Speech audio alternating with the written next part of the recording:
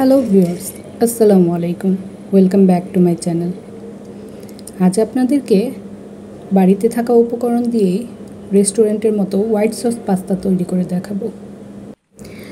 অনেকেই মনে করেন রেস্টুরেন্টের মতো হোয়াইট সস পাস্তা তৈরি খুবই কঠিন কাজ। এই রেসিপিতে আমি ঘরে থাকা সহজ কিছু উপকরণ দিয়ে রেস্টুরেন্টের মতো হোয়াইট সস পাস্তা তৈরি করছি। এর জন্য প্রথমে পরিমাণ মতো পানি নিয়েছি, এর মধ্যে পরিমাণ মতো তেল দিয়েছি এবং সামান্য পরিমাণে লবণ দিয়েছি, দিয়ে পানি ফুটতে দিয়েছি। পানি ফুটে গেলে এর মধ্যে পাস্তা দিয়ে দিচ্ছি।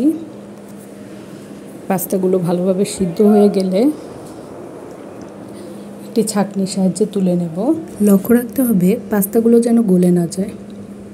এরপর ফ্রাই প্যানে পরিমাণ মতো তেল দিয়ে দিয়েছি, এর মধ্যে দিয়ে দিচ্ছি বিফ। একদম ছোট ছোট পিস করে কেটে নিয়েছি যাতে খুব তাড়াতাড়ি সিদ্ধ হয়ে যায়।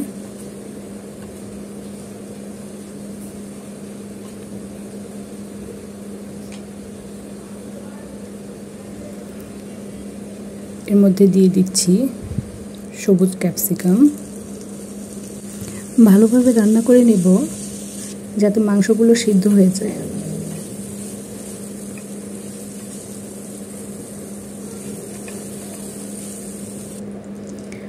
মাংস উঠিয়ে রেখে এরপর অল্প কিছু তেল নিয়ে এর মধ্যে দিয়ে দেব কর্নফ্লাওয়ার।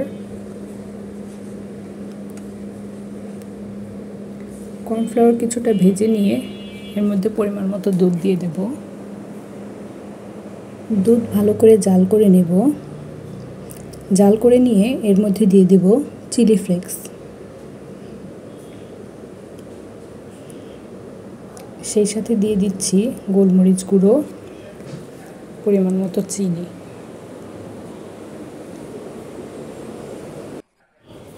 অল্প আঁচে ভালোভাবে নেড়েচেড়ে রান্না করতে হবে যাতে নিচে লেগে না যায়। এ পর্যায়ে রান্না করে রাখা মাংস এবং ক্যাপসিকাম দিয়ে দিচ্ছি।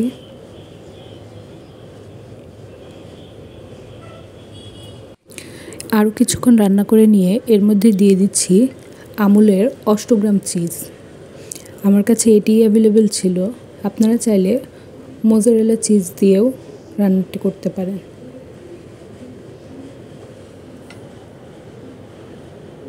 চিজ দিয়ে ভালোভাবে নেড়ে চেড়ে চিজগুলো গলিয়ে নেব।